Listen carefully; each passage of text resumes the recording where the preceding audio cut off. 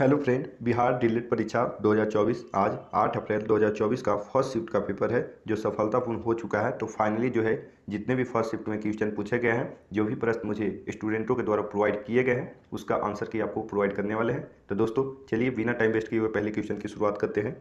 यहाँ पर पहला क्वेश्चन क्या पूछा जा रहा है कि पहला क्वेश्चन जो है, बिहार का सबसे पुराना कृषि विश्वविद्यालय कहाँ है? तो इसका राइट आंसर आपको हो जाएगा मुजफ्फरपुर में। यहाँ पर अगला क्वेश्चन जो है, लेंस की शक्ति किससे मापी जाती है? तो लेंस की शक्ति आपको डायोप्टर में मापी जाती है, डायोप्टर यंत्र से मापा जाता है। यहाँ पर अगले क्वेश्चन की बात करें कि पटना विश्वविद्यालय की स्थापना कब हुई थी? तो इसका राइट आंसर आपको होगा 1917 में हुआ था।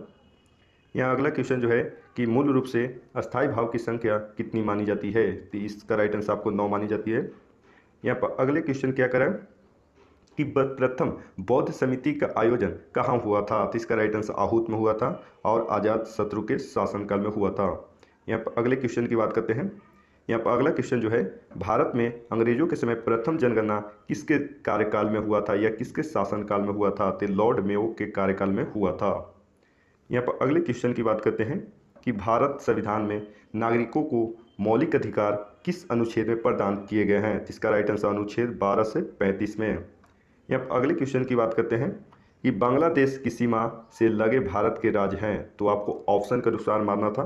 तो इसका जो है बांग्लादेश से संबंधित जो है राज्य हैं, आपको सटे हुए राज्य हैं, मेघालय है, असम है, पश्चिम बंगाल है, त्रिपुरा है एवं मिजोरम है। आपको ऑप्शन के अनुसार क्या आपने करेक्ट किया, इसके अनुसार आप समझ लेना है। यहाँ पर अगले क्वेश्चन की बात करते हैं। यहाँ पर अगला क्वेश्चन जो है, सतलज और काली नदी के मध्य स्थित हिमालय भाग को कहलाता है? तो वह कहलाता है कुमाऊं हिमालय। कुमाऊं हिमालय इसका जो है राइट आंसर हो जाएगा। यहाँ पर अगले क्वेश्चन की बात करते हैं कि भाखड़ा नागल बांध किस नदी पर बना है? तो इसका राइट आंसर आपको सतलज नदी हो जाएगा। दोस्तों आपको इसमें कुछ अदर शिफ्ट का भी क्वेश्चन देखने को मिलेगा, उससे आप परेशान नहीं हो, क्योंकि कुछ प्रश्न आपको इसमें मिलाया गया है।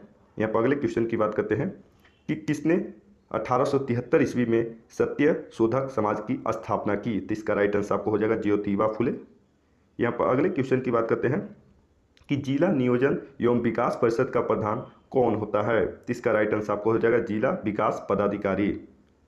यहाँ पर अगले क्वेश्चन की बात करते हैं कि फ्रंटियर गांधी का असली नाम क्या था? तो इसका राइट आंसर आपको हो जाएगा अब्दुल गफार खान। अब्दुल गफार खान इसका जो है राइट आंसर हो जाएगा।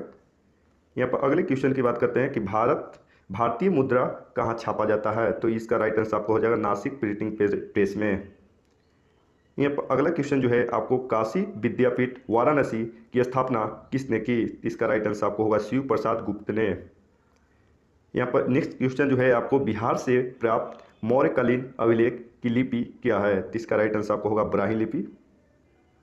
यहाँ पर अगले क्वेश्चन जो है, जल का बहाव, यहाँ पर जो है आपको जल का बहाव किस में मापा जाता है? तो इसका राइट आंसर किस में मापा जाता है या किस यंत्र से मापा जाता है? तो इसका राइट आंसर होगा यहाँ पर क्यूसेक इसका जो है राइट आंसर होगा। प्रकाश का वेग अधिकतम होता है, तो इसका राइट आंसर आपको हो जाएगा निर्वात में। निर्वात इसका जो है राइट आंसर होगा। यहाँ पर अगला क्वेश्चन जो है, संवहन द्वारा ऊष्मा का स्थानांतरण किस में होता है? तो गैस एवं द्रव में होता है।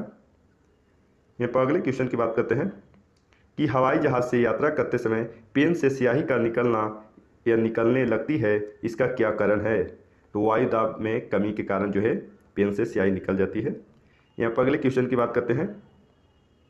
यहाँ पर अगला क्वेश्चन जो है कि सोना, लोहा, प्लेटिनियम तथा टंगस्टन में सबसे कठोरतम धातु है? इसका राइट आंसर आपको होगा टंगस्टन। टंगस्टन सबसे कड़ा एवं हार्ड होता है, टंगस्टन इसका जो है राइट आंसर होगा। यहाँ पर अगले क्वेश्चन की बात करते हैं कि रसायन उद्योग में तेजाब जो मूल रासायनिक माना जाता है वह है आपको H2SO4। H2SO4 इसका जो है राइट आंसर होगा। यहाँ पर अगले क्वेश्चन की बात करते हैं कि रेडियो कार्बन डेंटिंग में किसका निर्धारण होता है? इसका राइट आंसर आपको होगा जीवाश्म की आयु का। जीवाश्म की आयु को पता लगाया जाता है कि यह कितना साल पुराना है जो जमीन के अंदर दबा हुआ रहता है। तो रेडियो कार्बन डेंटिंग के द्वारा ही पता लगाया जाता है इसकी आयु का। यहाँ पर अगले क्वेश्चन की बात करते हैं कि बेवकूफ़ों का सोना किसे कहा जाता है या झूठा सोना किसे कहा जाता है? इसका राइट आंसर आपको पाइराइट को कहा जाता है। यहाँ पर अगले क्वेश्चन की बात करते हैं कि नाभिक के अलावा कोशिका के जिस कोशिका अंग में डीएनए होता है वह है? इसका राइट आंसर आपको होगा माइटोकॉन्ड्रिया। जैसा कि आप यहाँ पर देख सकते हो, माइटोकॉन्ड्रिया इसका राइट आंसर होगा।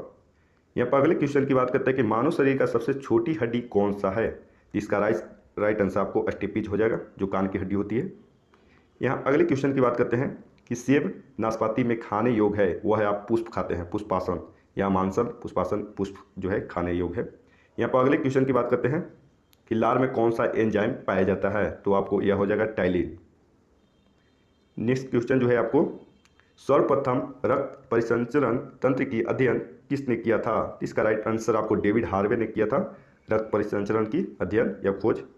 यहाँ पर अगले क्वेश्चन की बात करते हैं कि पेस मेकर का संबंध किससे है। इसका राइट आंसर आपको हो जाएगा हृदय, हार्ट।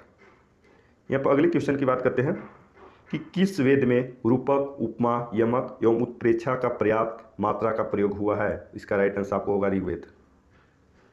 यहाँ पर अगला क्वेश्चन जो है आपको जहाँ किसी बात को बहुत अधिक बढ़ा चढ़ाकर लोक सीमा के बाहर की बात कही जाए वह अलंकार होता है। वह अलंकार अतिशयोक्ति अलंकार, अतिशयोक्ति अलंकार हो जाता है। यहाँ पर अगला क्वेश्चन जो है आपको जहाँ विरोध ना होते हुए भी विरोध का आभास दिया जाए वह अलंकार होता है। तो इसका राइट आंसर आपको विरोधाभास अलंकार। यहाँ पर अगला क्वेश्चन जो है आपको जहाँ कारण के बिना भी कार्य हो रहा हो वह वहाँ जो है अलंकार होता है। इसका राइट आंसर आपको विभावना अलंकार हो जाएगा। यहाँ पर अगला क्वेश्चन जो है आपको छंद का सर्वप्रथम उल्लेख किस वेद में मिलता है। तो छंद का सर्वप्रथम उल्लेख जो है आपको ऋग्वेद, सबसे पुराना वेद जो है आपको ऋग्वेद में ही छंद का सर्वप्रथम उल्लेख मिला है। यहाँ पर अगले क्वेश्चन की बात करें कि मूलतः रस की संख्या मानी जाती है, तो मूलतः रस की संख्या आपको 9 मानी जाती है।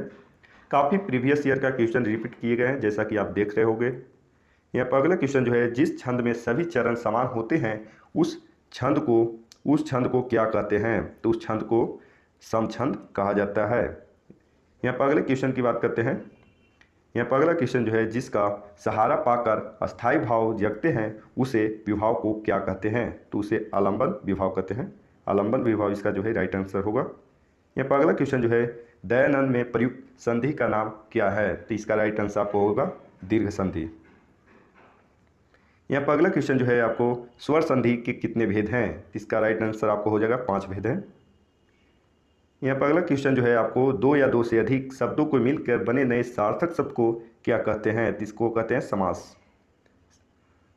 यहाँ पर नेक्स्ट क्वेश्चन जो है आपको चौराहा में कौन सा समास है। तो बताना है चौराहा में कौन सा समास है, वह है आपको द्विगु समास। द्विगु समास इसका जो है राइट आंसर होगा। यहाँ पर अगले क्वेश्चन की बात करते हैं। अगला क्वेश्चन जो है आपको कमल किस प्रकार का शब्द है। तो इसका राइट आंसर आपको हो जाएगा रूढ़ शब्द है।